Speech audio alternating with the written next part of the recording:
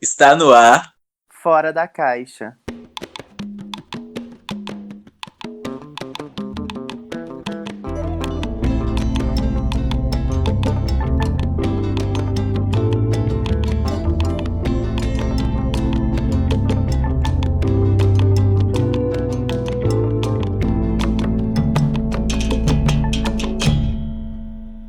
Povo preto, sejam muito bem-vindos a mais um episódio do podcast Fora da Caixa. Eu sou o Wesley Faustino, @elfaustino nas redes sociais, e hoje eu tô aqui sozinho, né? Sem a minha amiga Drica, né? A Drica tá nos corres, tá ocupada com muito trabalho, então eu vou guiar esse episódio sozinho, mas eu não posso dizer que eu tô sozinho, porque hoje eu estou extremamente bem acompanhado. Eu acho que no nosso podcast a gente nunca teve uma mesa virtual tão cheia, porque a gente tem uma galera incrível aqui para discutir um tema incrível hoje. Para você que não conhece o Fora da Caixa é um podcast dedicado a discutir vivências negras e identidades periféricas. E nossos episódios estão disponíveis em todas as plataformas: Spotify, Deezer, Google Podcast, iTunes e até no YouTube. Você pode procurar que a gente está lá. E hoje o tema é muito especial. Confesso que é muito especial, é um tema que eu gosto bastante, é um tema muito pessoal. E a gente convidou uma galera muito incrível para discutir sobre ballroom, sobre a cena da cultura dos balls. Para isso, a gente convidou 5 pessoas incríveis e eu vou começar a apresentá-las aqui para vocês. Da House of Barracuda, bem-vindo, Marcelo. Olá. Marcelo, bem-vindo ao Fora da Caixa. E aí, Marcelo, quem é você? Que preta é você na cena? Bom, obrigado por receber a gente. Bom, eu sou Márcio Barracuda, para resumir em um nome. Márcio Barracuda, fiquei sabendo que você é o príncipe da sua casa. Sim, eu sou o príncipe da House of Barracuda, Ah, legal. Marcelo, você é de BH, né? BH. Então, representando também a House of Barracuda, a gente tem a maravilhosa Lázara. Lázara, muito bem-vinda! Oi, tudo bem? Tudo bem, muito bem-vinda ao Fora da Caixa. Para quem não me conhece, meu nome é Lázara dos Anjos, eu sou a Princess da House of Barracuda. Também sou nascida e criada em Belo Horizonte. Você pergunta, né, quem sou eu na cena? Eu sou uma travesti, né, que tá aí há um tempo já estudando ballroom desde 2009, caminhando em categorias desde 2013 e tentando fazer dessa cena um lugar mais seguro para corpos travestis e corpos pretos. Perfeito, perfeito. E, gente, direto de Salvador, a gente tem aqui representando a House of Treme, Ian, muito, muito bem-vindo ao podcast Fora da Caixa. Ai, muito obrigado pelo convite. Eu sou Iana, daqui de Salvador, Bahia, e agradeço demais. Ah, Ian, muito obrigado. Eu que agradeço, assim, por você ter aceitado, é um prazer ter você. E a Gaga, direto de Fortaleza, representando a casa House of Kengarau. Bem-vinda ao podcast Fora da Caixa. E aí, né? Boa noite. Muito bem-vindo ao podcast. E aí, que preta é você na cena? Fala pra gente. Eu sou, assim, a pioneira, né? Nada demais, tá louca. Eu sou a pioneira daqui de Fortaleza, né? O meu trabalho com a comunidade Bauru no Norte e Nordeste é um trabalho social. Eu acho que a Ballroom pra mim é mais do que arte, é mais do que performance. É um trabalho social, um trabalho de mudança de vidas, de vivências, de espaços, pensamentos. Então, o meu trabalho com a comunidade Ballroom é mais um serviço social assim, que eu faço com a comunidade daqui. Ah, perfeito, perfeito. Muito, muito bem-vindo à nossa mesa virtual, viu? E direto do Rio de Janeiro, a única Macaila Sabino. Macaila, muito bem-vinda ao Fora da Caixa. Talk to me nice! E aí, meu povo, cheguei. Macaila, muito bem-vinda. E aí, Macaila, que preta é você na cena? Eu sou aquela que quebra tudo, né? A louca. Bom, eu sou legendary na cena kick, né, do Brasil. Então acho que eu posso dizer que acabei me tornando uma das pessoas porta-voz para conseguir fazer um contato também entre a cena internacional e a cena nacional, né, se falando da cultura em si, e também acho uma das mediadoras assim que faz o que pode pela cena, para cuidar, dar amor, carinho, dar lugar de fala, trazer respeito, dar voz às pessoas pretas e que são LGBTQIA+, né, que fazem parte dessa minoria aí que a gente está vivendo. Olha, eu só tenho a agradecer por mais uma vez por vocês estarem aqui na nossa mesa virtual, né? É uma pena a gente não estar gravando pessoalmente, naquele calor da presença, que é tão legal, né? Como era antes da pandemia. Mas é aquela questão, né? A gente tá gravando em casa, então se você escutar um barulho de criança, um cachorro no fundo, releva, porque tá todo mundo em quarentena, todo mundo dentro de casa. E eu acho que agora que tá todo mundo devidamente apresentado, a gente pode discutir o nosso tema, não é? Vamos lá? Simbora. Glamour, orgulho e resistência. Muito além de uma simples festa, o ballroom é ainda um espaço de acolhimento, um lugar seguro onde essas pessoas que viviam diariamente às margens da sociedade poderiam, ao menos por uma noite, se sentir bem consigo mesmos. O Fora da Caixa trouxe o tema para a gente discutir a cena do ballroom, de extrema importância, porque nos últimos dias eu comecei a ver muito a popularização da discussão por causa do mainstream, né, de Pose, de Legendary, e eu comecei a ir atrás mais para conhecer sobre as casas aqui do Brasil. Eu comecei a ver alguns vídeos no YouTube, eu percebi que eu não conhecia nem as casas da minha cidade. E eu comecei a perceber que eu nunca tinha ido num baile, num ball na minha cidade, e que em BH tinha, em Salvador tem, no Rio tem, que em várias cidades do Brasil tem, e o nosso desconhecimento é muito sobre essa cena maravilhosa. E por isso, Fora da Caixa trouxe pessoas incríveis, representando cidades diferentes, de casas diferentes, sobre essa cena maravilhosa e tão rica que a gente precisa conhecer.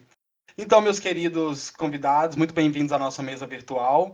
E antes de mais nada, a pergunta que eu quero fazer para vocês, para quem se sentir à vontade de responder aí, o que a gente realmente precisa saber sobre o ballroom? Nossa, é tão distante do que a sociedade se vê como normatividade que é muito difícil de explicar em palavras, mas como sensações, eu acho. Eu acho que a gente pode conversar a noite toda em definir o que seria a comunidade Ballroom, mas você só vai saber o que realmente é a comunidade Ballroom quando você for numa bal, né? Sim. Eu acho que se a comunidade Ballroom ela é um espaço de celebração de vidas LGBTs através da arte e da moda, e que você pode pensar de várias formas, mas você só sabe quando você vai, quando você sente aquele glamour, quando você vê a moda, quando você vê aquelas pessoas levando tudo aquilo a sério. Eu tenho para mim que o ballroom é uma experiência, né? Para além da cultura, para além do espaço de expressão, é uma experiência. E uma experiência passa por um quê de individualidade, sabe, em cada um. Então, para mim, o ballroom sinto esse espaço de expressão. E aí cada pessoa tem algo ali para expressar e ao mesmo tempo um espaço de acolhimento. Eu concordo com tudo que os meninos falaram aí. Acho que eu adicionaria também que é sobre vida, né? É sobre a nossa vida. Além da celebração desses corpos, é sobre a realidade também. Porque para muitas pessoas, às vezes, a ballroom está resumida a ball, onde você vai ali, celebra aquele corpo, mostra um pouco da sua vida com a sua dança, com a sua arte, com a sua moda, mas que, na verdade, para a maioria de nós, a ballroom não termina ali na ball. Ali ela tá só começando.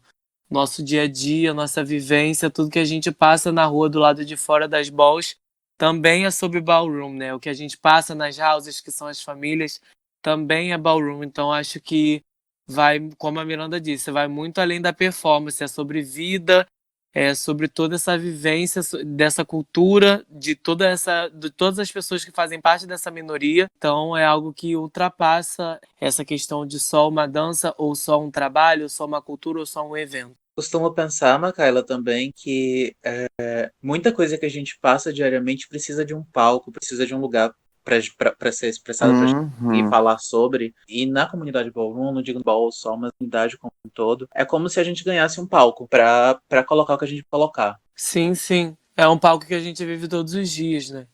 Eu acho que a ballroom também ela vai um pouco além do voguing, né? Porque o que a gente mais escuta por aí, né, com toda essa popularização dos programas, é que sempre alguém vira pra mim, principalmente porque eu dou aula, né? Sempre alguém vira pra mim e fala assim, nossa, eu sou louco ou louca pra me inserir mais na cultura Vogue. O tempo inteiro nesses programas é dito que essa cultura não se chama cultura Vogue, ela se chama cultura ballroom. E isso fala muito sobre como a cisnormatividade e a branquitude interfere dentro de uma cultura que veio das minorias, que veio do povo preto, que veio das travestis. É como se toda essa cultura, todo esse sangue que foi jorrado, toda essa luta, toda essa pedra nas costas que a gente carregou, fosse resumido a um movimento de show que a Madonna fez. Então, tipo, quando alguém me pergunta o que é ballroom, eu sempre respondo que ballroom vai muito além do protagonismo que a Madonna teve nos palcos dela, sabe? Ela tá nos bailarinos dela, que hoje são pessoas falidas, que mal tem onde cair morto, sabe? A Ballroom, ela contempla essas pessoas muito para além de um dip bonito numa ball. Muito para além do que uma pessoa acha que é cultura. E quanto mais eu escuto sobre, aspas, cultura Vogue, mais eu entendo que a Ballroom não chegou lá. Porque a Ballroom, ela fala muito sobre esses corpos que as pessoas não querem ver, sobre esses corpos que as pessoas não querem compartilhar as vivências, não querem ajudar no trabalho delas, mas só que essas pessoas querem compartilhar o dip bonito delas. Então eu acho que a Ballroom, ela vai muito, Sim. muito, muito, muito além de um movimento bonito, uma roupa bonita, uma categoria, sabe? Ela vai no lugar de incômodo que inclusive as pessoas que se julgam desconstruídas não querem tocar, sabe? Eu acho que o Ballroom é o dedo da ferida da sociedade, sabe? Principalmente a sociedade branca cisgênero. Total, gente. Eu conversei muito com o Marcelo, né, antes de quando construí a pauta, para me ir situando mais. Assim, eu sou aquele cara que não vai aos balls da cidade, confesso. Fui em alguns já vi o Marcelo performar, já vi a Lázara performar à distância. E eu confesso, foi, além de ter sido uma experiência única, quebrou muito como eu via, como era representado no mainstream. Em séries, em competições, então, porque muda muito a forma que eu via. Uma das coisas que eu sempre fico muito atento é em como a Madonna veio com a ideia do Vogue, né? A cultura, a cena começou a ser embranquecida, começou a ser descaracterizada para começar a ser consumida por um determinado público. Porque parece que as pessoas que originaram aquela cena não eram bastante para as pessoas brancas consumirem. Então você começa a ter uma mudança. Aí quando eu começo a ver umas séries que você come por exemplo, Legendary, essas séries de mainstream, que você começa a ter que descaracterizar totalmente como é aquilo, o real daquilo para poder vender, me deixa tão desconfortável de assistir e consumir, sabe? Eu até entendo, porque. Não entendo de concordo, mas entendo porque quando vai pra grande mídia, isso não acontece só com a cultura ballroom. Isso acontece com qualquer cultura que é levada pra grande mídia, né? Ela é podada, ela é moldada de uma forma que venda. E aí eu costumo pensar que cabe mais a nós nos encararmos enquanto protagonistas disso, né?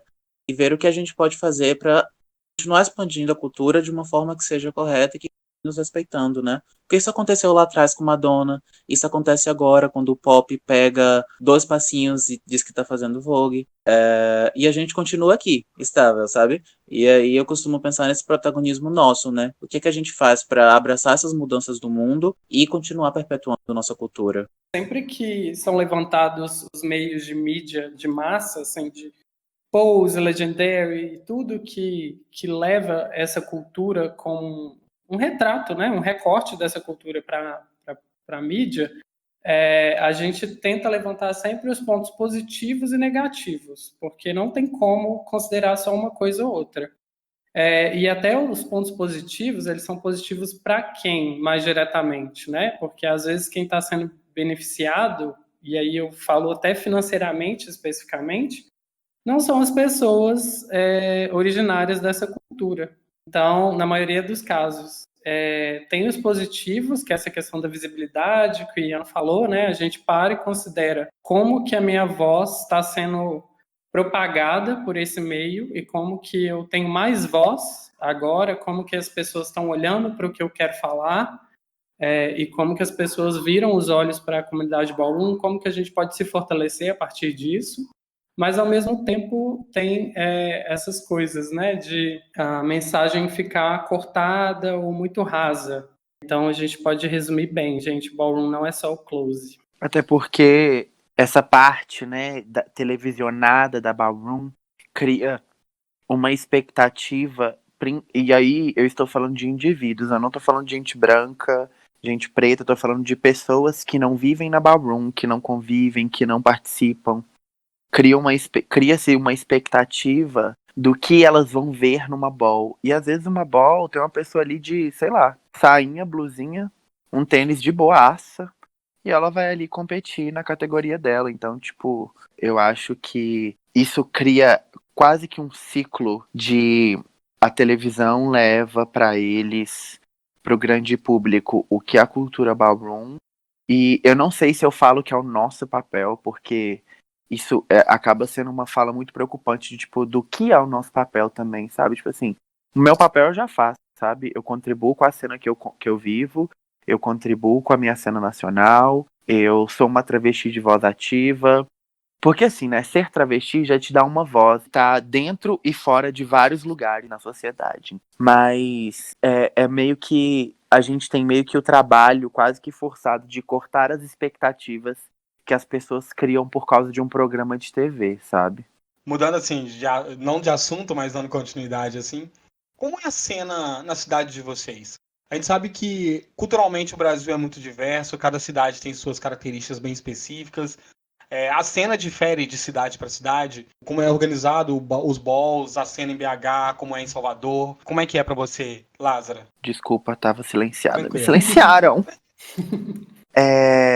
BH, eu acho que existe a cena BH, existe a cena São Paulo, Brasília e Rio, e existe a cena Nordeste como um todo. Eu acho que BH, por um lado, ela é meio invisibilizada, porque tem outros dois grandes polos muito fortes, muito presentes, onde se alguém fizer um cocô na mão e falar arte, as pessoas vão consumir aquilo, nem que seja por um momento. Porque, por exemplo, São Paulo ele deixa de ter umas demandas importantes porque as coisas ali elas vão girar por motivos culturais, assim, históricos do nosso país. Que em Salvador ou qualquer outro lugar que não seja Centro-Sul, né, as demandas são outras. Então, as pessoas elas vão, de certa forma, ignorar coisas como ballroom para dar prioridade para outras demandas.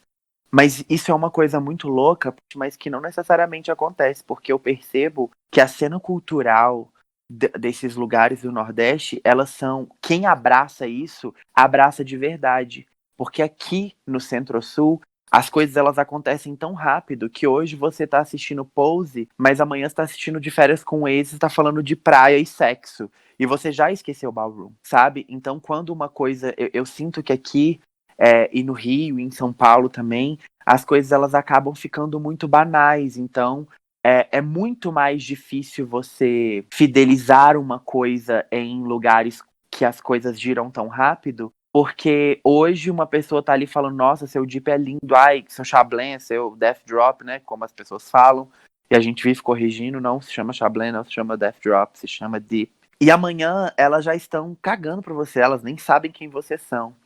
E é uma coisa que eu sinto falta, que, tipo, por mais que essas pessoas fora daqui enfrentem várias outras problemáticas, eu sinto isso, principalmente quando alguém de fora daqui desse centro vem pra cá, pra BH, no Vogue Fever, eu pergunto, tipo assim, não sei o que, da IHH? Não, IHH.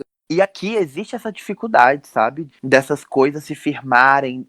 As coisas, elas acontecem aqui, mas elas não são abraçadas, sabe? É tudo muito raso, é tudo. A gente sempre precisa de um esforço muito grande. E eu falo muito pela cena de BH, que eu sinto que a cena de BH, a ballroom de BH, ela já está muito bem consolidada, tanto em questão de performances em categorias, tanto quanto no andamento da consciência do que se é ballroom. A gente enfrenta vários problemas, obviamente. Até porque muita gente da ballroom de BH chegou, tipo, no final de 2018, no início de 2019. Então isso está sendo um boom, um crescimento muito grande das pessoas que estão se inserindo, estão caminhando. Mas eu sinto que a comunidade ballroom de BH, principalmente, né, falando da minha cena que eu vivo, ela gira muito em quem é ballroom. Principalmente porque em BH o acesso à cultura, o acesso a esse tipo de evento, esse tipo de coisa, sempre é muito firmado para pessoas que são brancas. Porque a cultura ela já é muito vista como o poder da branquitude, sabe? Tipo assim, o preto, o pobre, a travesti, eles não têm tempo para cultura. Eles não podem ter cultura. Eles têm que trabalhar, eles têm que fazer as suas coisas, eles estão pensando em outras coisas. E o branco não, o branco ele pode ir lá e fazer suas paradas. E eu acho que a atual demanda de BH, na minha opinião, é firmar esse pensamento de que nós merecemos esse lugar também, sabe?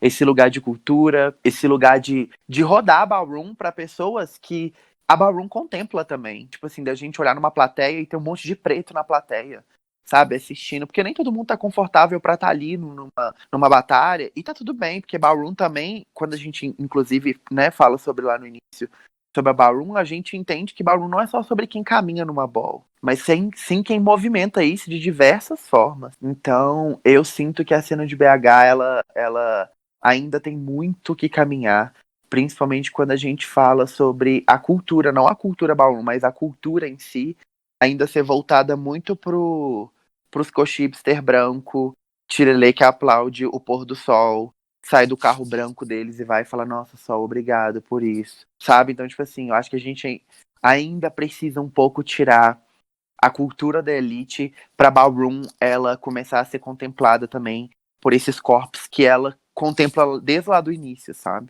E a Gaga, como é em Fortaleza? Eu acho que antes de falar como é que é a cena aqui, eu vou puxar no que a Lázara terminou, nessa coisa do ser muito banal, né? Foi isso que eu vi na cena fora do Ceará, sabe? Que eu via que tinha talentos incríveis, pessoas maravilhosas, que são as pessoas pelo qual motivo eu ainda viajo para fora do Ceará, sabe? O pessoal da Revlon, o pessoal da Império, o pessoal da Avalanche, outras houses, pessoas que são 007.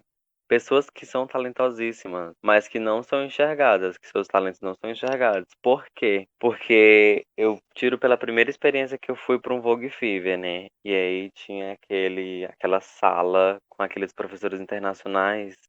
E o que eu vi era bichas que nem sabiam falar inglês e estavam ali forçando uma amizade com jurados, assim, tipo, para tentar conseguir alguma coisa, tentar conseguir, sei lá, um voto, não sei. E aí foi aí que eu percebi que tinham muitas pessoas cegas com o seu ego. Tão cegas com o seu ego, achando que eram os mais talentosas e tal, e nananana, que não conseguiam ver o talento das outras pessoas, sabe? E é isso que eu reparei muito isso, que se você não for uma pessoa famosa na Ballroom, se você não for uma pessoa que dê likes no Instagram, se você não for uma pessoa que tem menos do que 5 Grand Prize na Ballroom, você não é ninguém, assim. Foi isso que eu senti. E é isso que eu quero que seja diferente aqui no Ceará, sabe? E é isso que eu sinto, sabe? Eu sempre ensino para as pessoas que elas não precisam de nenhum troféu para serem válidos na comunidade Ballroom. E eu sinto isso muito forte. Foi até um grande exemplo. Tenho uma filha minha que ela teve problema na casa dela e agora ela tá morando comigo. Aí ela olhou pra mim e falou assim: Mãe, onde é que a senhora guarda os seus Grand Prize? Aí eu olhei pra ele e falei assim: Que Grand Prize? Que eu não tenho nenhum pra guardar. E mesmo assim, eu não tendo nenhum Grand Prize, não, tipo, não muda nada do que eu fiz hoje, sabe? Não me faz menos Ballroom. Não me faz menos pioneira. Não me faz menos mãe de uma house, sabe? A pessoa pode nem caminhar nas balls, estar só ali, fomentando o momento e com a sua house, ela ainda é ballroom. E é isso que eu ensino para as pessoas aqui do Ceará, sabe? O que eu ensino para as pessoas do Ceará é tipo assim, assistam Paris is Burning. Assistam Paris is Burning e se inspirem em Paris is Burning, sabe? Façam a cultura acontecer como acontecia em Paris is Burning, sabe? Aquele fervo, aquela coisa gostosa e aquele apoio também, sabe? Porque eu sentia que antes as coisas tinha mais apoio. Eu sinto assim que as pessoas ali elas estavam mais se apoiando do que parando para discutir quem merece isso, quem merece aquilo, quem merece não sei o quê, quem foi injustiçado em tal batalha, nananana. E eu queria que esse fogo da comunidade Ballroom voltasse. E é assim que aqui em Fortaleza, né? Aqui em Fortaleza, Ave Maria, todo dia tem um ou duas bal. Todo mês tem bal. E aí toda bal é o fervo, é o mesmo fervo, sabe? É aquela mesma quantidade de pessoas. É aquelas pessoas sempre gritando, pessoas gritando para as pessoas que nunca caminharam numa bal, que tipo, chegou pela primeira vez, aí todo mundo catou com aquela pessoa, tipo assim, primeira vez que ela tá caminhando numa bal, aí tipo, todo mundo se junta e grita pelaquela pessoa, sabe? Passa energia. É assim que eu vejo a cultura cearense, assim, uma cultura acessível, sabe? E eu não posso, tipo, segurar e dizer que isso vai ser pra sempre, sabe? Que não vai surgir problemas, que não vai surgir intrigas, que não vai surgir shades. Isso vai surgir, mas o meu trabalho com a comunidade ballroom cearense é esse, sabe? É criar esse espaço que as pessoas elas se sintam bem, que as pessoas elas entendam, como foi falado no começo, que a Ballroom não é só moda, não é só performance, é uma forma de vida, porque eu vivo disso, sabe? E muitas pessoas daqui de Fortaleza, elas vivem disso também, geram dinheiro a partir disso para sobreviver. Então é um espaço assim que eu quero criar, né? Eu acho que eu falei demais, é isso. Ah, que lindo, não falou nada, pode falar até mais. Mano, muito bom. Macaila, e você? Maquila? Bom, gente, eu acho que as meninas falaram tudo que eu acho. Eu concordo muito. Eu não gosto muito de, como é que eu posso dizer, ficar falando sobre as cenas dos outros lugares, porque eu acho que as melhores pessoas para falar sobre a cena de outros lugares são elas mesmas. Mas como eu sou uma pessoa que eu consegui conhecer um pouquinho de cada lugar, o único lugar que eu ainda não consegui visitar, assim, digo, acho que pelos lugares onde a cultura mais é falada, assim, né, que são alguns pontos específicos onde a cultura é muito falada e aonde tiveram cenas, como é que eu posso dizer, acho que entre aspas, oficialmente iniciadas, enfim.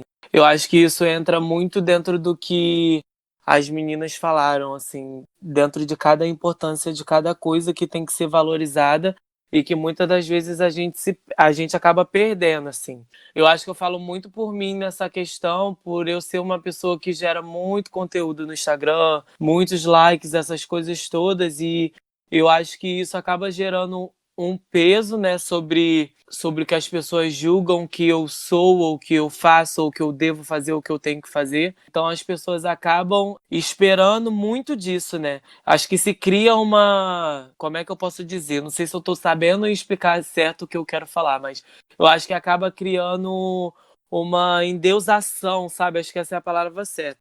Uma endeusação dessas pessoas que geram esses tipos de conteúdo e que muitas das vezes deveriam ser coisas mais normais, para que essa importância de que todos os corpos importam não se perca, sabe? A Miranda ter falado isso, eu concordo muito, porque eu já passei muito por isso, de ver pessoas me valorizando mais por eu ser uma pessoa que tem uma visibilidade maior e desvalorizando outras pessoas que têm uma visibilidade menor, sabe? E eu luto muito por essas causas e aprendi de que eu devo usufruir isso para dar literalmente voz a todas essas pessoas e a todos esses lugares que não têm voz. Não sei se isso faz sentido para vocês, não sei se eu estou conseguindo explicar da forma certa o que eu quero falar. Acho que o que a Miranda falou também remete na valorização das pessoas de fora que acaba tendo. Isso sempre rolou muito, das pessoas de fora serem sempre muito valorizadas e ovacionadas, sendo que a gente tem aqui no Brasil pessoas tão fodas, sabe?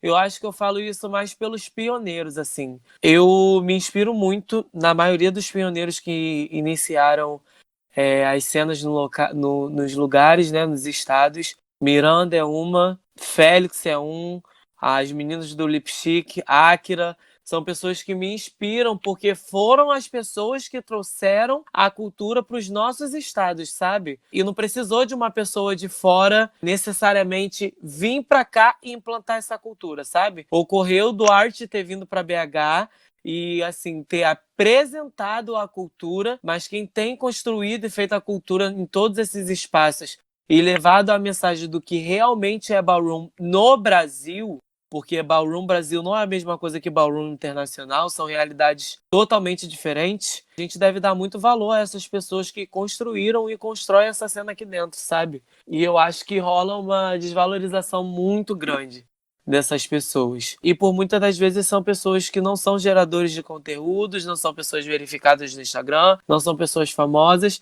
são pessoas importantíssimas que deveriam ter todas essas quantidades de like, deveriam ter todo esse conhecimento, toda essa visibilidade pela importância do que fazem pela cultura ballroom e pela cultura LGBTQIA+. Não tem como falar de um e não falar de outro, sabe? E acho que isso são coisas que precisam ser mudadas, assim. Isso são coisas que acontecem muito da influência já de coisas fora da ballroom. Falando o que a Gaga disse, é que eu também sinto falta desse fogo de Paris is Burning, né? Eu fui apresentada à ballroom assistindo Paris is Burning. Então eu criei na minha cabeça que a cultura seria de uma forma e que, na verdade, quando eu fui viver a realidade, não é nada disso, né? As pessoas gostam muitas vezes de romantizar uma coisa que não é romantizada. Particularmente, né? Também não posso falar pelas pessoas. Eu, particularmente, não consigo ser hipócrita ao ponto de falar que ballroom é amor, é borboleta, é unicórnio, porque não é. Infelizmente, o fato de categorias terem sido criadas e as pessoas às vezes não saberem diferenciar que a categoria é só algo festivo, de que no final de tudo, quando acaba a ball, seu Grand Prize não vai valer de nada, porque seu Grand Prize não vai fazer você sobreviver na rua, o seu Grand Prize não vai colocar um pão e um arroz e um feijão na sua mesa, não vai te dar um teto para morar, não vai te dar uma família. O que te dá isso tudo, que pode te trazer essa família, é a parte da cultura em si. A batalha e o Grand Prize não é o mais importante, sabe? Não é o que deve ser mais valorizado. E, infelizmente, a cultura cada dia mais está sendo levada para esse lado, para quem tem mais Grand Prize, quem tem mais nome, quem faz mais eventos, quem consegue trazer os mais babadeiros de fora, e que na verdade não é sobre isso, né? A cultura deveria estar falando sobre como a gente pode proteger os corpos pretos da cena, como a gente pode dar trabalho às travestis, como a gente pode dar casa às pessoas que não têm, como a gente pode dar amor, como a gente pode dar carinho. E infelizmente não é assim. Temos que ser realistas que não é assim. Mas muitas pessoas lutam para que seja assim. Acho que todas as pessoas aqui presentes são pessoas desse tipo. O único que eu não conheço é o Ian, mas posso falar com toda certeza sobre todas as outras pessoas participando aqui desse podcast, que são pessoas que lutam por isso, pelos nossos direitos, pelas nossas vontades. Então, a gente luta por uma ballroom que tenha esse fogo, essa garra, que foi como se começou em Paris is Burning, mas infelizmente temos que ser realistas e dizer que não é. Olha, adorei você e a Gaga terem citado Paris is Burning, porque acho que a gente já indicou o documentário umas 7 vezes aqui no podcast. Tão bom que ele é. E vale mais uma vez reforçar para as pessoas, vejam Paris is Burning. Eu acho que a essência e o lado emocional daquele filme ele é muito bonito, sabe? Tem todo um contexto também para você entender a marginalização de uma cultura e a beleza dela, sabe? E, Makayla, outra coisa que você disse aí sobre... Pra tudo, né? Acaba que algumas pessoas acabam tomando destaque, né, em qualquer cena e as pessoas acham que elas são porta-vozes de todos, né? Que elas vão falar pra todos, vão falar por todos. E é triste porque às vezes qualquer cena tem pessoas incríveis, o destaque vai às vezes só pra uma pessoa e é essa pessoa que recebe patrocínio, publicidade, por causa de números de seguidores em redes sociais e afins. Isso acaba acontecendo com qualquer pessoa. A gente conhece pessoas incríveis na cena do movimento negro, na cena LGBT também, que não estão nos holofotes, não estão na frente, na ponta de frente da cena, assim, mas são pessoas que agregam tanto, sabe? Isso é bem comum mesmo.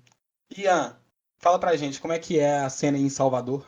Pegando o gancho do que vocês disseram, e especialmente a última fala da Makayla, eu já usei basicamente todo mundo aqui de referência. E é uma delícia estar nesse lugar hoje, estar ocupando esse espaço, estar dividindo essa mesa com vocês, porque vocês todas têm anos de ballroom, e eu fiquei quase que emocionado ouvindo a fala da Gaga, porque Salvador é um bebê na cena, né? A minha house foi a primeira house daqui, o baile que a gente faz foi o primeiro baile daqui também, tudo isso no final do ano passado, gente. Não tinha cena. Eu conheço a cultura, né, leve desde 2015, né, mas assim, era ela lá é o cá. Eu não pesquisava muito e tudo mais, comecei a me interessar aos poucos, e aí eu não tinha acesso ao que rolava aqui no Brasil. Eu não sabia o que rolava, quem fazia, como fazia. Eu tinha uma cantora que eu gostava que ela fez um passo de Vogue, e aí eu fiquei interessado, pesquisei, né, de onde é que vinha aquilo, descobri a cultura e tudo mais, mas não tinha muitos contatos. E aí continuou. Com o tempo eu achei esse meu amigo, que é um dos pais da casa, e o meu namorado, que é outro, né? Nós três levamos a casa.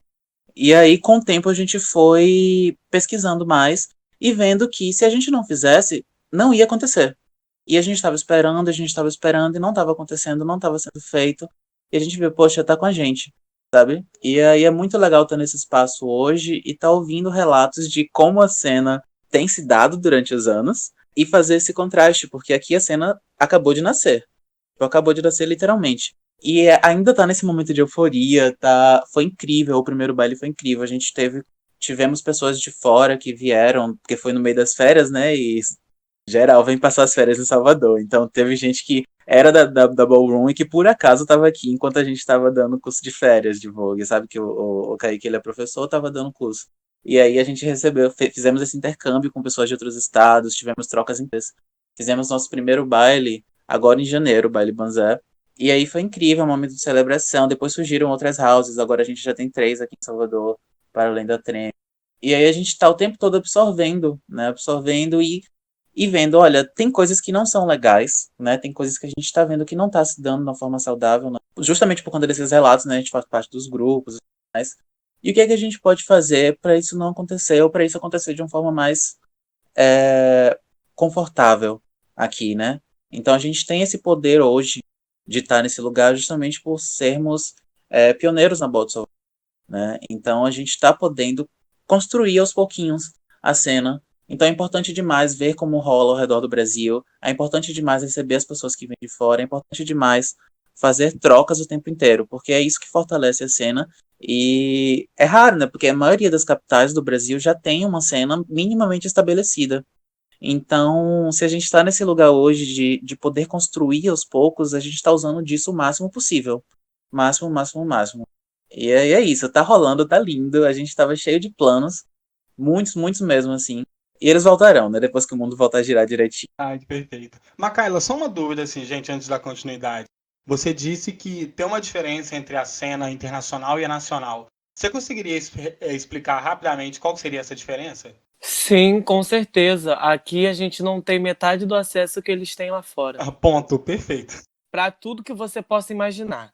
Um exemplo. Aqui a gente não tem tanto acesso a lugares culturais para a gente conseguir fazer um movimento de Vogue de graça. Um exemplo. Lá fora você consegue um patrocínio de um salão que tem tela plana para assistir do lado de fora da sala e você consegue isso de graça, que é um espaço cultural. Aqui, às vezes, para a gente conseguir, eu vou falar acho que pelo Rio de Janeiro, né, pelo que eu vivo aqui, mas acho que as outras pessoas vão falar, vão poder falar melhor. Que se você vai para você conseguir um espaço cultural é toda uma burocracia. E aí, às vezes, para você conseguir produzir um evento, você tem que fazer um edital. E é toda uma burocracia para esse edital ser aprovado. E aí, se ele é aprovado, eles não liberam o valor total do dinheiro que havia sido estipulado. E aí já te tem uma quebra no evento. E aí Muita burocracia. Toda uma burocracia. Um exemplo que eu acho que eu posso dizer também, hoje em dia o Brasil tem melhorado muito, mas acesso à saúde lá fora é muito mais fácil. Então as pessoas têm conseguido se cuidar de uma forma mais saudável. Falo eu também pelo que eu acompanho, né, lá de fora. E por ser uma pessoa que viajou lá para fora, assim, né? Eu tô falando mais pelo que eu vejo e pelo que eu vivi lá. Tipo assim, falando das travestis. Lá você tem um acesso muito fácil para um endocrinologista, sabe? Para conseguir fazer um acompanhamento médico para que você faça uma transição hormonal saudável para as travestis e mulheres trans que querem fazer, ou os homens trans e boys cis também. Você consegue um acesso para que você faça isso saudavelmente. Aqui é toda uma burocracia. Se você vai num hospital público, eles não sabem nem como é que se refere ao seu gênero. E lá fora eu pude presenciar de que isso é tratado com uma certa importância a mais. Óbvio, não estou falando que é fácil, mas digo que tem um acesso maior. Se tem uma maior importância com a cultura e com a saúde das pessoas que fazem parte dessa cultura. Então, acho que a frase que eu falei primeiro é a frase principal, assim, que consegue diferenciar tudo. Falando sobre vários assuntos, os acessos são totalmente diferentes. Fora que eu digo que lá fora as pessoas trabalham para viver, né? Aqui a gente trabalha para sobreviver. Eu acho que não é nem só isso também. Eu acho que o Brasil tem uma diferença, não só no acesso, mas sim também cultural. Por exemplo, as demandas lá de fora são diferentes das demandas daqui, por diversos motivos, e um deles é a causa de falta de acesso. Além do acesso, existe uma diferença cultural, E o que eu tava falando era sobre principalmente como a gente significa as pessoas. Lá fora, as travestis são vistas de uma forma diferente que a gente vê aqui. Aqui existe uma pluralidade muito maior do corpo travesti do que se tem lá.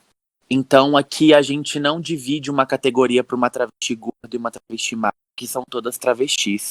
Aqui não tem uma categoria para uma travesti que está começando a tomar hormônio e a outra que já tem um peito gigante, uma bunda gigante, uma harmonização facial, porque nem todas as travestis querem fazer isso.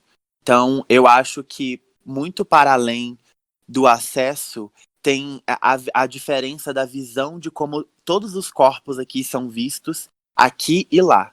Eu vejo claramente, assim, o olhar de um jurado de fora de tentar se adaptar a uma coisa nova. Porque quando ele chega aqui e ele me vê, e ele vê, sei lá, a Akira, que é uma mulher que tem peito, que ela já atende uma passabilidade muito maior do que eu, e entender que nós duas vamos caminhar na mesma categoria, que é Femme Queen Performance, que é feita para mulheres trans e travestis. Essa pessoa, ela vai ter que entender que ela tá não só numa cultura ballroom, mas numa cultura nacional, tipo, diferente da dela. Lá, eles são muito avançados no acesso, e aqui eu sinto que, por mais que a gente tenha que brigar o tempo inteiro por conta disso, porque a nossa cena, ela é muito dominada, principalmente por gays, e independente de ser homens gays, a gente entende que eles são homens, né? Eu acho que a gente aqui, por mais que tenha toda essa briga, essa guerra que as travestis têm que ficar se levantando o tempo inteiro para isso acontecer, tanto as travestis, tanto quanto os boysetas, a gente está avançado nesse aspecto, assim. Eu fico muito orgulhosa quando eu abro um vídeo do YouTube da Ballroom brasileira e eu vejo a Brunessa, que é uma travesti gorda e preta ganhando Sex Siren, que é uma categoria que fala sobre você ser sexy, exibir o seu corpo e ser sensual e sexual. E isso mostra pra mim que a gente, nesse aspecto, a gente tá muito avançado. E um dos principais fatos que a gente já consegue ver dentro disso é que lá não existe pessoas não binárias, né?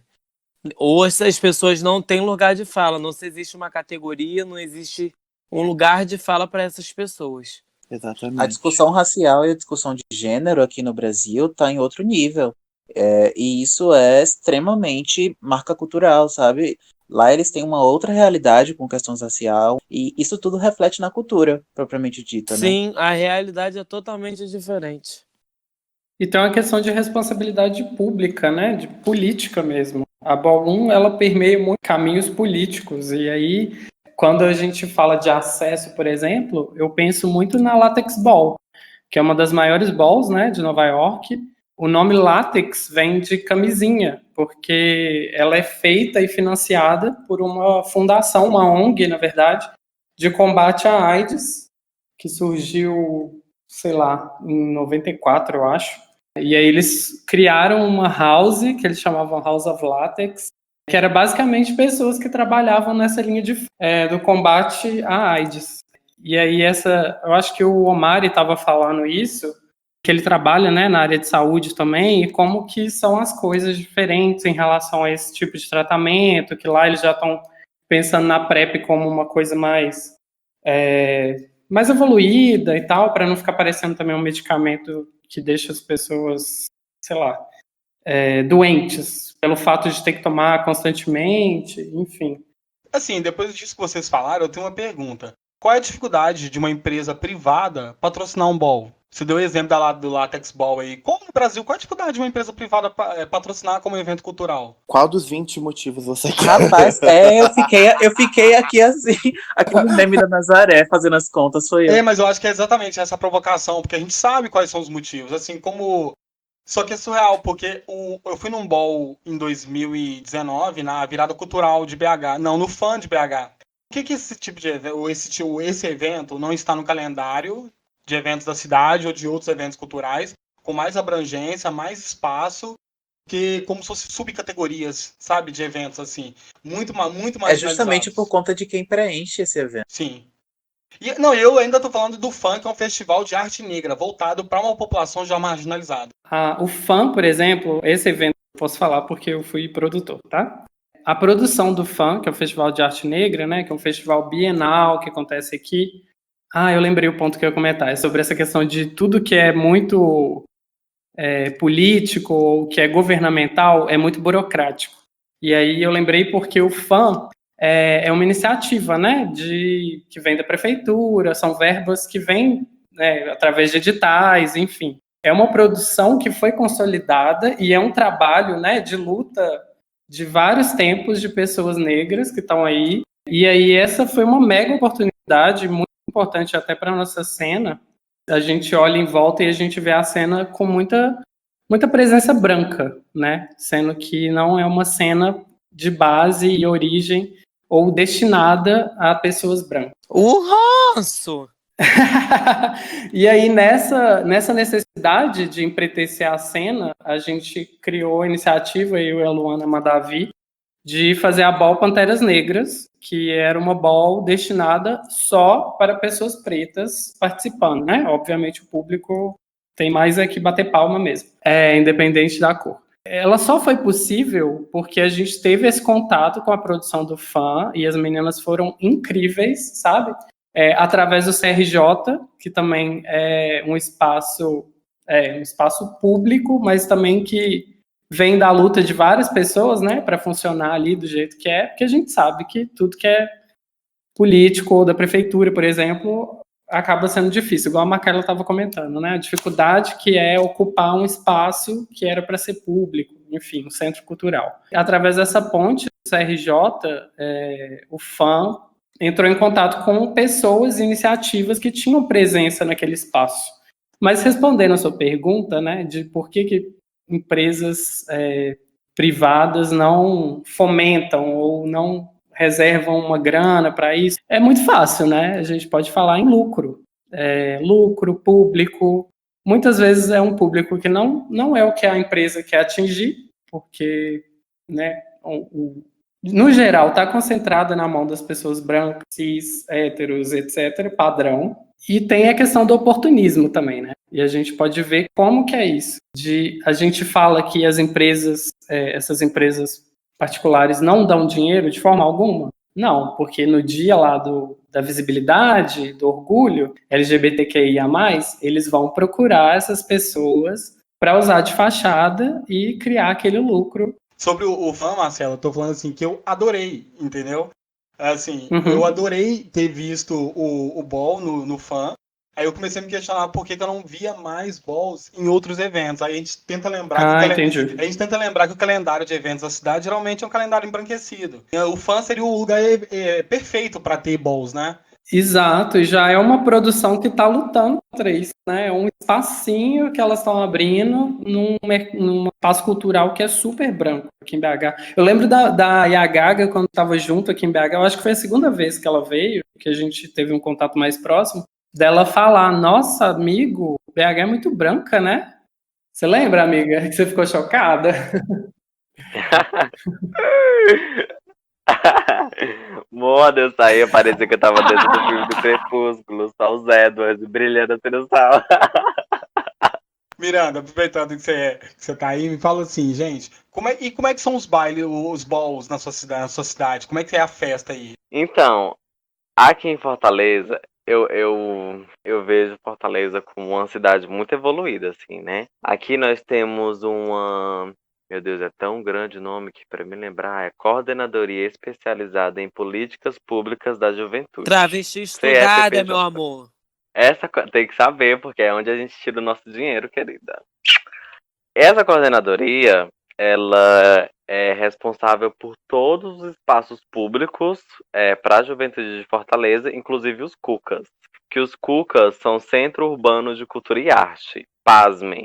É um espaço onde você tem cursos técnicos, artísticos, audiovisual e esportes, tudo gratuito para jovens de 15 a 29 anos, programações e o espaço também. Nós podemos solicitar o espaço, podemos solicitar equipamento, podemos solicitar som, podemos solicitar mesa, tudo que a gente quiser que tenha naquele espaço, a gente pode solicitar tudo de graça para fazer qualquer evento que seja, assim. E é lá que nós fazemos as balls. Foi conhecendo o Cuca que isso se tornou muito mais fácil aqui no Ceará, né? Porque eu acho que se a gente não tivesse essa acessibilidade a esses equipamentos, a essas estruturas, dinheiro que vem para a juventude, eu acho que a nossa cena não seria tão grande. Mas eu agradeço muito, né, a existir essa coordenadoria, porque é assim que fica mais fácil. 90% das nossas BAUs, elas são feitas e produzidas em espaços públicos gratuitos, né? A grande maioria. As BAUs que foram produzidas por outras pessoas, né? BAUs contratadas por empresas privadas, na minha visão, assim, foram todas o ó. Quando deixa de ser uma coisa totalmente nossa, ela é meio chata, assim, de fazer. E eu acho que é por isso, esse é um dos motivos que pouquíssimas empresas privadas fomentam a cultura ballroom. Porque eles sabem que nós gostamos de fazer a coisa do nosso jeito. E que com certeza, por exemplo, a empresa dessas pessoas deve ter alguma coisa muito uó, assim. E essas pessoas não gostariam que a gente tivesse a liberdade para mudar isso, sabe? Para trazer um questionamento em determinada propaganda, porque a gente vai sofrer censura, como várias outras coisas. Então eu acho que as empresas privadas, elas gostam do nosso glamour, da nossa visibilidade, né? Do que eles ganham em cima da nossa imagem, mas não gostam de nos dar a liberdade para produzirmos aquilo que nós queremos produzir e nos pagar os valores que nós devemos ser pagos, né? É que eu tô falando isso da visão de uma pessoa que estudou publicidade, mas isso é mentira porque eu nunca estudei publicidade. Mas leio bastante. Isso fala muito sobre o lugar que essas empresas querem que a gente preencha.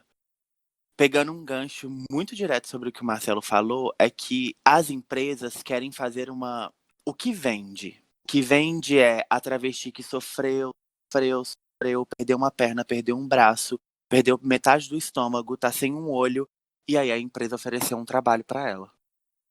Aquele preto que vendia chocolate na rua, que todo mundo zoava dele, que as pessoas cuspiam na cara dele, chamavam ele de macaco na rua. E eu tô falando isso de uma forma bem pesada, porque é dessa forma que eles veem a gente. E aí a empresa vai lá e fala, demos dia de princesa para a travesti preta que é marginalizada. Então, quando a gente é colocado nesse lugar de poder, nesse lugar de nós mandamos nesse evento, nesse lugar de nós podemos ser independentes e você está pagando pelo meu trabalho, já não vale. Porque o lugar que a gente merece é o lugar de pena, que é o lugar que vende.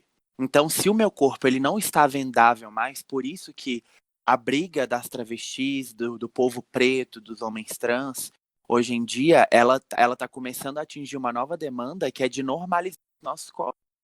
Porque por mais que a gente tenha conseguido uma visibilidade, essa visibilidade chegou por conta de vozes cisgêneras e brancas que nos colocaram num lugar de pena. E esse lugar de pena não dá lucro pra gente, dá lucro para as empresas. Então, se uma pessoa de uma empresa grande patrocina uma ball e vê eu lá, quase pelada, com uma roupa bafônica, ganhando vários grand prizes na runway, a pessoa vai falar assim, gente, não, eu quero que as pessoas sintam pena. Eles querem que eu entre lá de cadeira de rodas, pegue o microfone e fale, nossa, eu sofri tanto. Sabe? Tipo assim, é isso que eles querem. Então, uma vez que a gente afronta a expectativa deles, eles não vão investir na gente. Deu pra entender o que eu quis dizer? Achei tudo. Eu catei total, amiga, isso não fez muito sentido, porque eu acho que essa imagem de coitades, eles vêm como salvador. E é aí que eles ganham em cima da gente, eu acho. Porque eles veem a pessoa ali sofrendo, né, e jogam por cima, tipo, sei lá, alguma A coisa. famosa Princesa Isabel, a maldita já morreu e a gente ainda fala dela. E aí, eu queria incrementar algum negócio que eu acho que vocês vão concordar também. E aí a gente entra naquela coisa de que eles fazem isso tanto para ganhar um streaming em cima da gente, que muitas das vezes quando a gente é chamado para fazer trabalhos relacionados a qualquer esse tipo de coisa, a gente não tem suporte nenhum dentro desses trabalhos, né? Às vezes parece que eles fazem as coisas para a gente pedir para sair correndo, para que eles não tenham que colocar a gente para fora, para que isso não fique feio para a imagem da empresa, né? Não sei se vocês concordam com isso também. Vocês falaram de uma coisa, só puxando aqui, sobre o que vende, né? A gente sabe muito bem o que vende. Essa ideia do Salvador branco, essa ideia descaracterizada de como as coisas realmente são, para passar na televisão. Porque o que é passável para as pessoas, o que vende, o que rende seguidores, O que é triste, que a gente sabe que muita coisa de qualidade que realmente importa fica de fora nesse baú, junto com que o mainstream pede. Mainstream existe uma regra, né? Por causa de programas como RuPaul Drag Race, Legendary, séries como Pose, o mainstream ele tá abarcando, mas ainda de uma forma descaracterizada. Lógico que a gente reconhece os pontos positivos, mas a gente não deixa de ressaltar que ainda não é exatamente como a gente quer, não é? Quando tu tocou nessa expectativa, né? Nessa expectativa me lembrou muito o que a Lázara falou no começo, que era uma coisa que eu ia colocar, mas eu tinha esquecido. Que é essa expectativa que as pessoas criam que a comunidade ballroom seja a partir desses programas televisivos, né? Que aí tu falou desse negócio do RuPaul's Drag Race. E é super absurdo quando você tá, tipo, você é uma pessoa da comunidade ballroom e as pessoas ficam conectando o RuPaul's Drag Race com a comunidade ballroom. Sendo que quem é ballroom de verdade, vê aquele programa, vê que tudo ali é inspirado na comunidade ballroom, mas que é executado de uma forma muito ridícula e passável para venda. Que aí foi nesse assunto que tava falando, né? Que, tipo, a comunidade ballroom em si, eu acho que anos atrás não venderia. Como a Lázara falou, né? Ninguém quer ver a travesti ali morta de pelada ganhando grand prizes. Mas ali, ó, a coitadinha. Eu aqui, a minha empresa rica, milionária, de gente branca, cis, hétera, vou aqui dar uma oportunidade de emprego pra essa pobre travesti que apanhou na rua, sabe? O RuPaul's Drag Race é um exemplo dos conteúdos que são passáveis para venda, né? E que é o ó, né? A visibilidade que o RuPaul's Drag Race tem, Ave Maria, tudo pra quê? Um bando de gays cis coloca peruca na cabeça. Porque uma coisa que é muito forte em RuPaul é essa repercussão que o público cria na internet, né? E como a galera tá disseminando o ódio. Então, se uma drag fala alguma coisa contra a minha favorita, eu posso ameaçar ela de morte, eu posso ser racista com ela, dar abertura para umas coisas muito bizarras, assim. A gente vê algumas pessoas, sabe? E inclusive, né, a única drag que é ballroom, ou que já foi ballroom, pelo menos eu acho, em RuPaul, foi a Mariah Balenciaga. Ela né? ainda é. Que até quando ela foi eliminada, ela falou que numa sala de 10 ela E aí sempre a será questão grand prize, de né? a jurada questionar, e aí eu puxo alguns ganchos, eu não sei se vou sair muito do assunto. Se você tem algum item de representatividade, isso não te dá carteirinha para ser preconceituoso em qualquer nível. E aí eu acho que é bom a gente pontuar que é inaceitável na ballroom, né? Você ser racista ou transfóbico. Você pode ser um preto, mas você não pode ser transfóbico só porque você é preto. E aí você vai chegar a falar, mas é uma cultura preta. Tá, mas que foi criado por mulheres trans pretas e para elas. A gente. Eu já ouvi várias vezes, tipo assim. E antes de ser trans, eu sou preta. Sim, antes de ser trans, eu nasci uma pessoa preta. Mas a gente tem que entender que durante o nosso desenvolvimento, existem lugares que a gente é uma coisa antes da outra. Por exemplo, no movimento preto, antes de ser preta, eu sou travesti. E isso explica muito bem por que uma travesti apanhou de mais de 10 caras no meio de uma manifestação de Black Lives Matter. Porque ali são vários homens e uma travesti apanhando daqueles caras. Então, ela não é preta antes de ser trans naquele lugar. Ela é travesti antes de ser preta. Porque naquele lugar, naquela voz, são vários homens pretos. E aí, mais uma vez, a gente entende o quanto o processo, principalmente do homem preto na sociedade, ele é mais pesado, sim.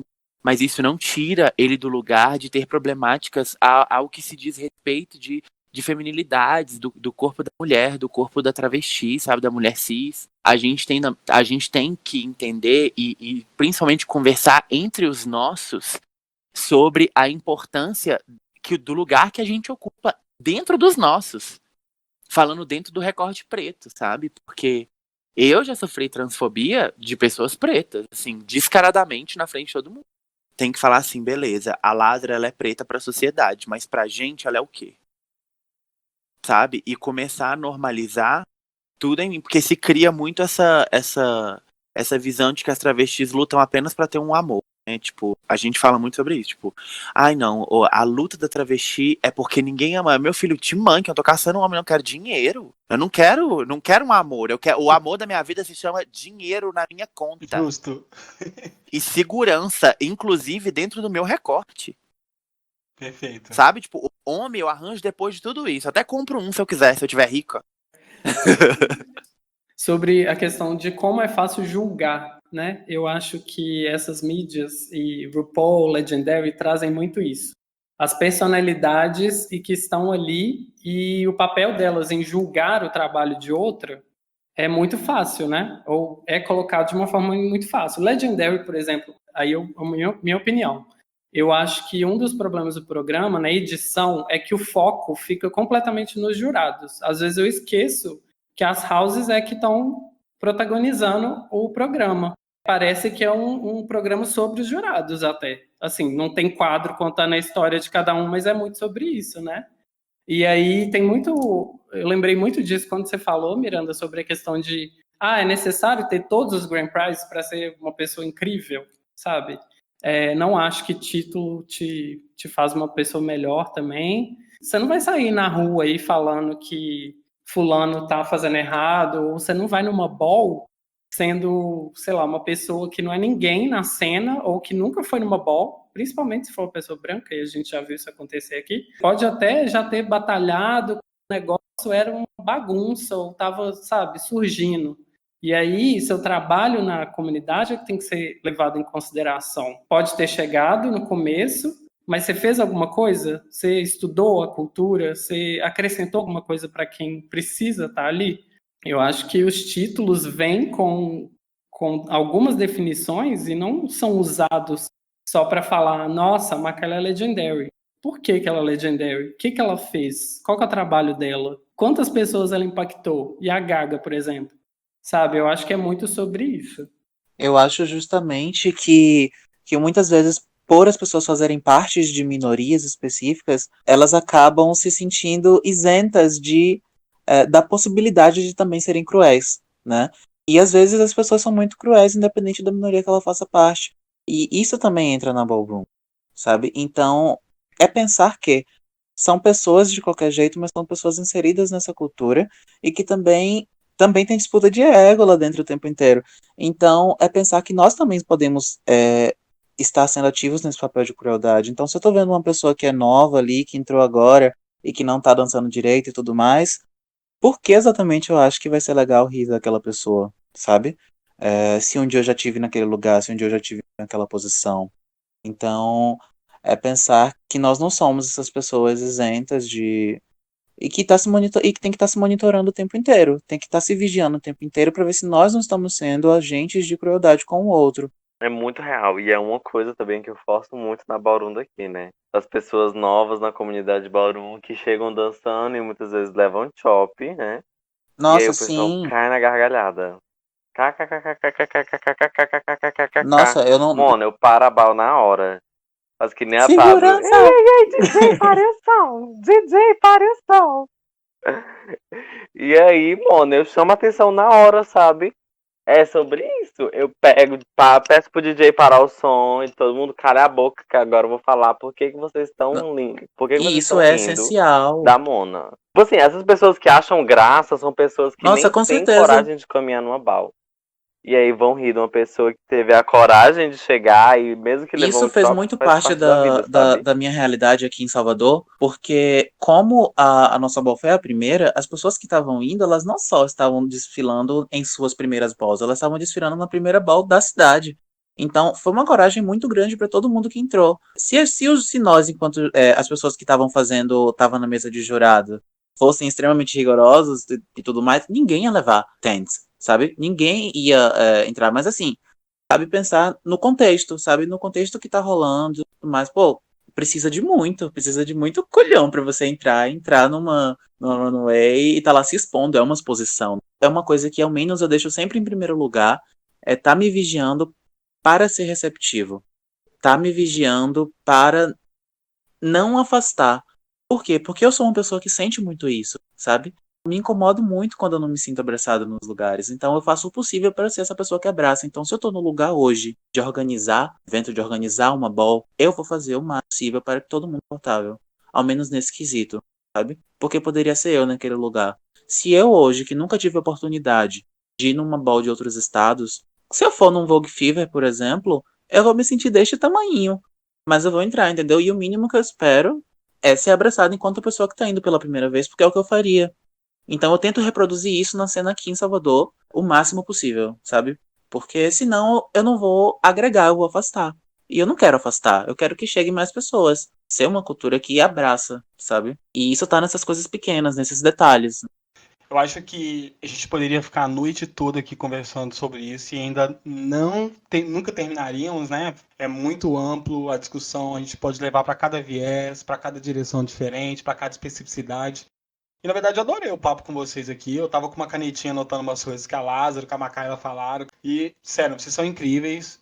Eu acho que para todos os nossos ouvintes, eles vão pegar um pouco uma essência para além do que a gente vê na televisão, para além do que você vê apenas numa ida sua no ball, sabe? E eu quero. Tem muitas pessoas que a gente viu, que eu vejo que quando consome esse tipo de produto, ou vai no ball uma vez, ou só consome numa série. E essas pessoas criticam, elas querem rir, elas querem apontar. Essas pessoas, no fundo, não entendem a essência do que realmente está rolando ali, porque nós não fariam isso. Então é isso, acho que a gente teve uma discussão muito boa. Eu queria agradecer a vocês 5, vocês foram incríveis. Assim, cada um deu um aspecto, deu um espectro diferente do que é o ball na sua cidade, em regiões diferentes do Brasil. A gente conseguiu fazer uma pegada crítica que há a branquitude, a descaracterização, sabe? E eu estou muito satisfeito com o que vocês falaram, espero que os ouvintes gostem. Espero que vocês tenham gostado também de falar, né? Super. Vamos pro próximo quadro? Simbora. Agora, o Aconteceu na Semana. O Aconteceu na Semana é aquela parte do episódio que a gente fala de algo que aconteceu na semana. Bem simples, né? Gente, eu quero começar, assim, eu sei que eu tô um pouco atrasado com essa notícia, mas eu queria comentar. É porque eu fiquei muito assustado com aquele caso da Megan Thee Stallion, né? Que foi baleada, né? Aquilo me assustou bastante, porque foi muito estranho, assim, muito de repente. O que vocês acharam quando vocês viram a notícia, assim? Olha, Nossa, eu fiquei assim. Eu já tô achando tudo muito distópico, né, nos últimos meses, porque tá tudo tão absurdo. As coisas acontecem e só fico assim, nossa, o que rolou? Como assim? Eu não sei se eu me surpreendo, eu não sei o que rola. E eu fiquei feliz que ela tá de boa, né, que ela tá se cuidando. Mas é estranho, né, quando a gente vê acontecendo assim. Porque entre os nossos é todo dia, né, mas... Eu já ia falar isso só é surreal porque é com alguém famoso.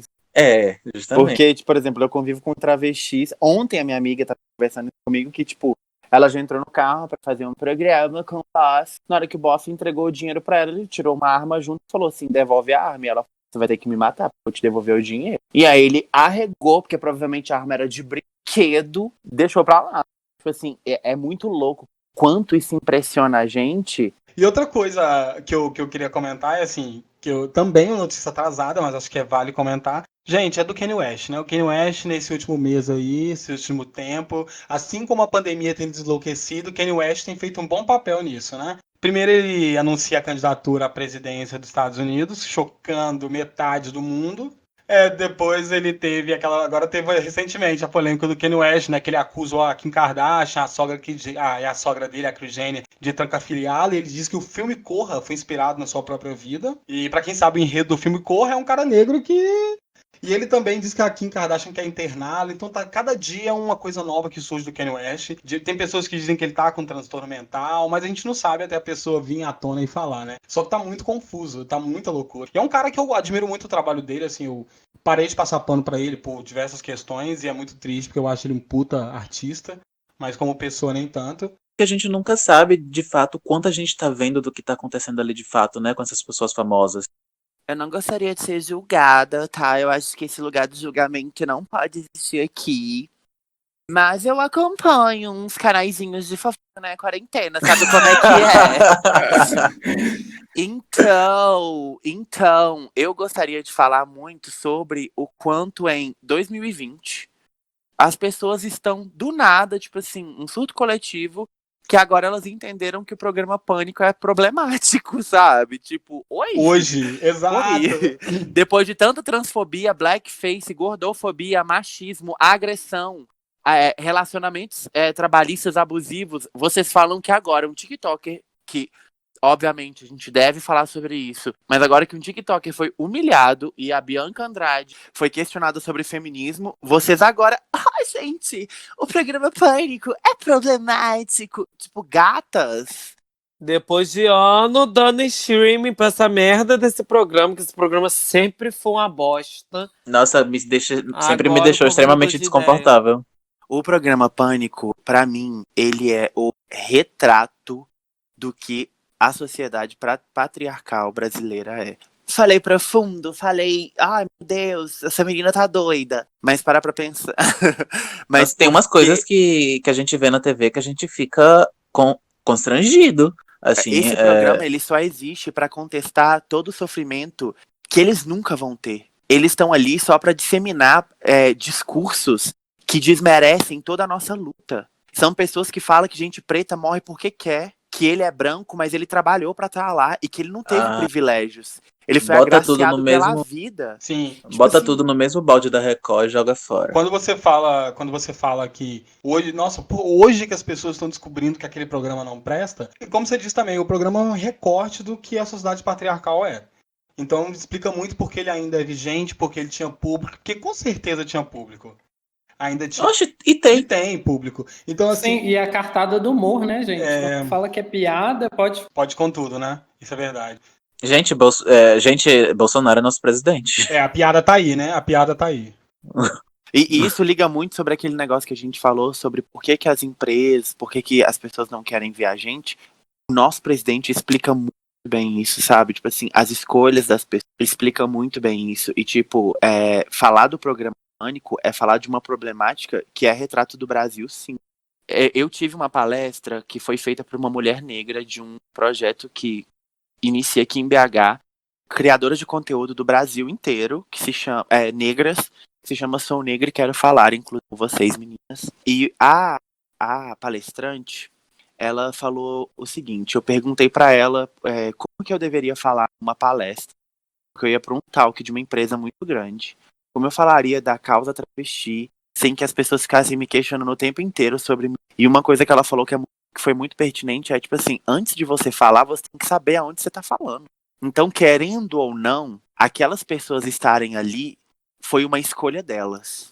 A gente, muitas vezes não, porque principalmente quando é cantor, a empresa fala, você vai, por exemplo, a Isa, ela não iria no Pânico. Foi a empresa dela que falou assim, gatinha, você vai sim. Eu fico pensando porque quando aquele cara que vazou as informações super secretas do governo foi no programa Pânico, ele falou pra um outro cara que esse cara era covarde. E esse cara levantou e deu um na cara dele. E aí, a fala do Emílio não foi sobre a agressão, porque a agressão, ela é o ponto final de qualquer discussão. A partir do momento que a agressão aconteceu, a discussão acabou, e aí se deve se resolver de outro jeito, na justiça, só na justiça, no caso. O que o Emílio falou é uma coisa que me marca muito dentro das histórias, é que ele você mereceu porque você chamou ele de covarde. E isso não se fala para um. E isso é uma fala do programa Pânico que me marca muito. Porque é exatamente isso. O programa Pânico é tudo sobre o que você deve falar para um. Fica aí a reflexão. Exatamente, é tudo do universo masculino. Péssimo, péssimo, péssimo, péssimo. Agora o de preto para preto. É aquela parte do programa que a gente traz uma indicação, um filme, uma série, um feed no Instagram, um site legal. Quero começar, como vocês já citaram aqui durante nosso episódio, Paris is Burning. Mais uma vez eu enfatizo para as pessoas, assistam Paris is Burning. É um tesouro, eu acho que vale como ponto de iniciada para qualquer pessoa. Tem uma indicação pra fazer. Não é só sobre Ballroom, não. Não é só sobre Ballroom, não. Mas também, talvez, tem um coletivo que eu gostaria que muitas pessoas conhecessem, que é um coletivo só de pessoas trans, onde nós falamos sobre divindade, assim. Nós falamos de religião, como seria uma religião só para pessoas trans. E eu faço parte desse coletivo, né? Um coletivo com 8 pessoas trans aqui de Fortaleza. E aí, se vocês quiserem, né, seguir lá, joga Terra Prometida. Terra Prometida lá no Instagram. Tem as edições que a gente fez até uma BAL. Foi tudo. É belíssimo. Bom, você falou de Paris is Burning, eu ia falar de Pose, o maior elenco trans da televisão contemporânea, talvez. Eu tenho assistido alguns filmes e Netflix, assim, pipocou muita coisa, né, nesses últimos movimentos do Black Lives Matter, principalmente. Aí eu assisti o 13ª Emenda, eu achei muito bom, sobre a criminalização da população preta, desde sempre, né, americana, no caso. E tem o Disclosure, Revelação, que é muito bom, sobre papéis e figuras trans na nossa sociedade. Eu assisti uma série recentemente, não é sobre ballroom, mas é interessante porque é sobre um movimento que aconteceu em paralelo, né, contemporâneo ao ballroom. The Get Down é uma É série tudo! muito legal porque fala do que acontecia também na comunidade preta, mas sem ser na comunidade, ou sem ser na comunidade ballroom. Então tava tendo rap, tava tendo os MCs surgindo, aquela coisa dos DJs e tudo mais. Tanto que na própria série tem um momento onde um dos personagens acaba se vendo numa ball, né? Ele descobre tipo, um mundo novo ali e tal. Vê a galera se expressando e tal. Achei muito gostosinho.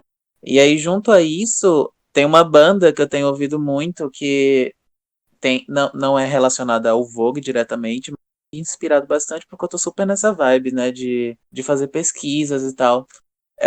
O nome é Black Box.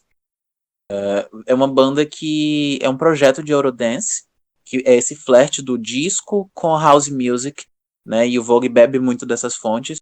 E aí eu tenho escutado bastante, tem me dado várias ideias de como eu posso me expressar de várias formas também, e quais vibes que eu curto. E aí é isso, eu jogo aí na rodinha, Black Box. Gato, eu achei que você Sério. ia indicar uma bandinha, tipo, recente, sabe? Uma coisinha assim. Não, o primeiro álbum dos amigos. 1990, Black Box primeiro é álbum. tudo! Eu amo, me acabo, assim. Eu quero indicar primeiro 3 artistas. Que eu vou indicar ao todo 72. Tô brincando. Primeiro eu quero indicar 3 artistas. O primeiro é um cantor preto que se chama Rodrigo Hazek. Ele já tem clipe e tudo. A gata é profissional no que faz. Eu sou muito, muito, muito fã. Presidente do fã-clube, que ainda não existe, mas eu sou presidente. Quero indicar também uma girl band, que elas se chamam de Girl Gang, que se chama A Fenda. Grupo de mulheres pretas que fazem um som muito... Como é que é o nome? A Fenda. Eu acho que o Insta delas é A Fenda Oficial. Elas são todas aqui de BH, né? São todas aqui de Tem a BH. Paige, A Paige, Mai. Isso, Mai. E por último, eu quero indicar uma artista internacional que chama Bree Runway. B-R-E-E Perfeita. Runway. A capa do último disco dela é ela, um lado mulher branca e outro lado mulher preta. O álbum dela é simplesmente impecável. Ela é impecável, a filha da puta é impecável. É um som super gostoso, Muito bom mesmo. super... Não é? Você já escutou, né? Ela Já, tem é uma um delícia. hip hop meio lo-fi, assim. Uma outra coisa que eu gostaria de indicar é o livro da Luísa Marilac, que é impecável. Fala muito da história dela. A Luísa Marilac, ela é uma pessoa que tem muita história para contar. Ela tem muita lição para dar, principalmente para as pessoas cisgêneras. Então, é um livro de leitura muito fácil, muito gostoso. Quando você vê, você já compra o livro todo. É muito bom. E por último, quero indicar minha amigona trans preta, que é amorzinho da minha vida, uma travesti impecável, que merece esse mundão aí. Tem muita coisa pra falar, muita coisa pra levar. A Gil já esteve aqui no podcast. Ai, gente. Então ela já tá pituda. Maravilhosa. Ela passou do episódio 6, que a gente conversou sobre mulher negra e trans, e ela é incrível, a Gil é incrível. Macaila, e você? O que você tem pra indicar? Então, gente, eu assisti um filme essa semana, é a única indicação que eu trouxe. Porque, na verdade, 2 filmes, né? Porque mexeram muito comigo. Sobre a história de uma menina que perdeu a irmã. Enfim, e aí um menino preto, essa menina é uma menina branca, e aí um menino preto que passa por vários distúrbios mentais por conta de toda a pressão que ele sofre perante a sociedade, ele salva a vida dela, tipo, ele faz ela mudar de pensamento, e enfim, e aí no final do filme vocês vão entender aonde essa história vai parar, porque eu não vou aqui contar o filme, né? Por Lugares Incríveis. Foi um filme que eu assisti essa semana, e o outro que é um filme muito foda que eu fiquei paralisada durante alguns minutos quando o filme acabou, é O Mal que Você Semeia. Esse filme me deixou muito chocada. Eu vi e ele realmente, você termina o filme e fica uns 15 minutos com a mão na cabeça. Eu fiquei, assim, dando uma muito olhadinha. chocada com esse filme. Assistam. O Mal que semeia, muito bom. Eu quero indicar, rapidinho, antes do Marcelo, um artista que ele é um multi-artista, ele é bonito, o nome dele é Ian. E sou eu. Mas assim, na real, eu trabalho eu trabalho com artesanato, né? Eu tenho uma marca para além do artesanato, que é a Dei um Nó. Gostaria muito que vocês daqui do podcast dessem uma olhada, que a galera que tá ouvindo dessem uma olhada. Eu comecei fazendo, tipo, pra mim, assim, porque eu sou doida conceituada. E aí a galera começou a querer, eu comecei a comercializar, enfim. Tudo! Eu acho E para além tudo! da marca, né, eu trabalho com artes visuais como um todo, então eu tenho um trabalho com fotografia e tudo mais. E aí eu não podia deixar de vender meu peixe porque eu me considero um artista que eu consumiria, então eu tô me indicando também. Inclusive, Ian, tem um clipe de uma cantora que eu tava ouvindo outro dia. Nessa, Que eu acho que é com a Tocha até, não é? tô lá e todo mundo tá usando minha marca. A gata é babadeira demais, gente. Eu tô lá dançando, metendo um vogue com pagode, que eu falei, olha a oportunidade, mandaram a gente Nossa, como é que dançar. chama a música? Essa música é tudo. É, aquele swing, a Nessa é maravilhosa, ela tá super crescendo Nossa, aqui na gente, cena. eu ouvi isso. Escutem que eu tô lá bonita, metendo vogue com quebradeira que eu tô lá. Eu vi esse clipe, gata. Eu lembrei agora. Ah, Ian, que lindo. Parabéns, viu, Ian? E pra não esquecer, gente, assim, antes que eu esqueça aqui, em breve vai sair na Netflix um documentário sobre os Racionais. É isso, um dos grupos mais amados do Brasil, até que enfim vai ganhar a sua história.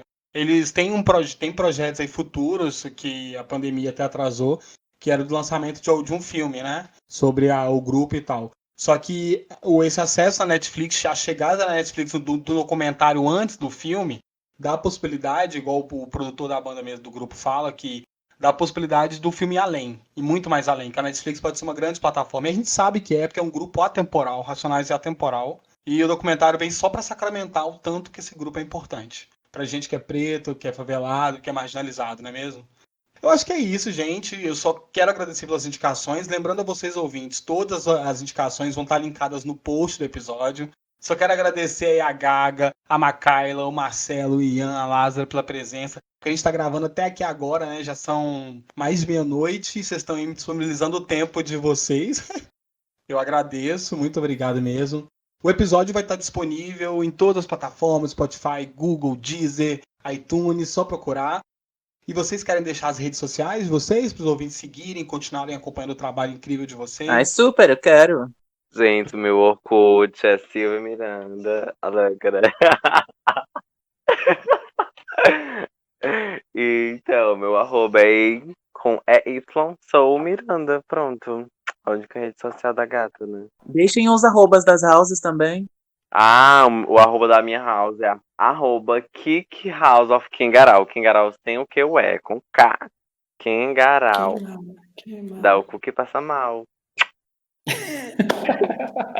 Queima, Kegaral! Queima. O meu arroba do Instagram é aquele Ian, tudo junto, Ian com I.